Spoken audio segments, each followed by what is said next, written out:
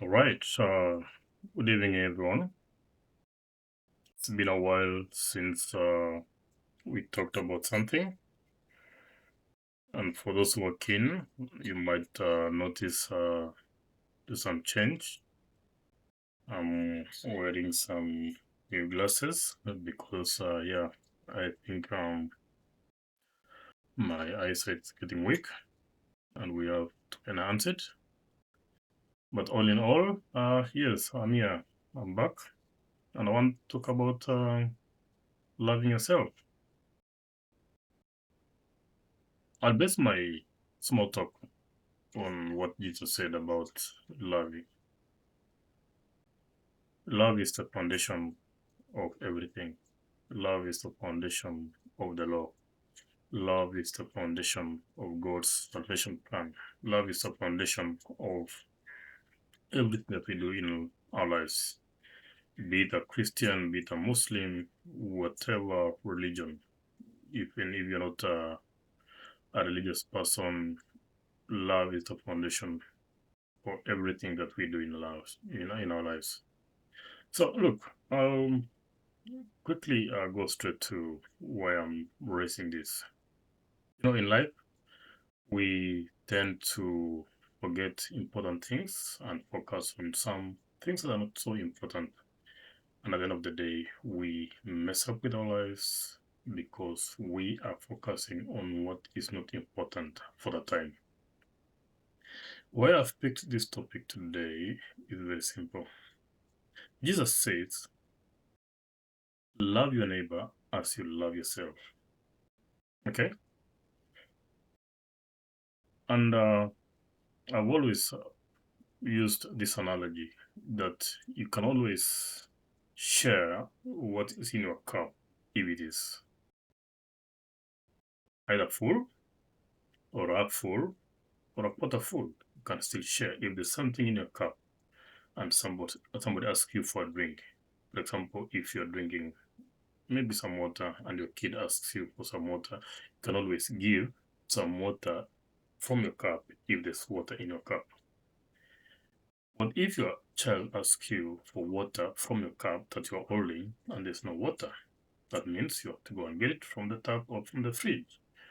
But if you don't have any water, what are you going to offer? Nothing. So when Jesus says, love your neighbor as you love yourself, it brings a very important aspect of love. You know, Jesus loved us, gave his life for us, sacrificed his life for us, okay? But we are not Jesus. We have not been asked by Jesus to sacrifice our lives for other people until we forget ourselves. I don't know if that's something that's making sense to you. But if you were to look into what people's expectations are, is that you are supposed to lay their lives for them, that you are supposed to do everything for them, that you have to go out of your way to make sure they're comfortable at the expense of one, your peace of mind, your physical energy, your mental health, everything that surrounds you and makes you you should be compromised for them to be comfortable. I think it's foolish. Let me just allow me to use that word. I think it's foolish for people to expect you to offer and lay your life for them at the expense of you. Jesus put it very clearly that yes, we need to love our neighbors. Neighbors means parents, siblings, children, everyone around us. We need to love them. But the measure of love for them should be the same measure of love that we put to ourselves. That means if I'm to love other people around me, I must love myself first because I can only offer what I got to offer. I can't offer love to other people. I can't take care of other people when I cannot take care of myself. Let me take an example of two children learning to walk.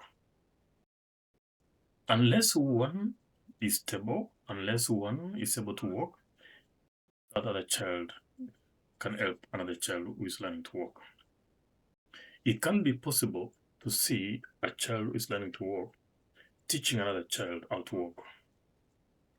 Taking those baby steps, you have to all maybe making sure they take the first step, the second step, and then until they are independent.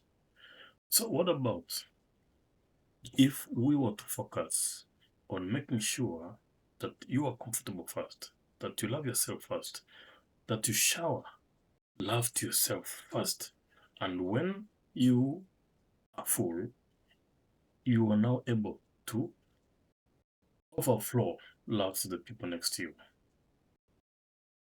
I don't know if it's making sense, but this is what Jesus says. Love your neighbor as you love yourself. Meaning, you cannot love your neighbor if you cannot love yourself. That's number one. And in the book of, I think that should be the book of Hebrews in the Bible, it says, how can you claim to love God who you've not seen, whereas you cannot love your neighbor? You see, it starts with you. It starts with the surrounding. You have to be okay first to pretend to be loving God. Is that clear? Please let me know if what I'm saying makes sense to you. Thank you.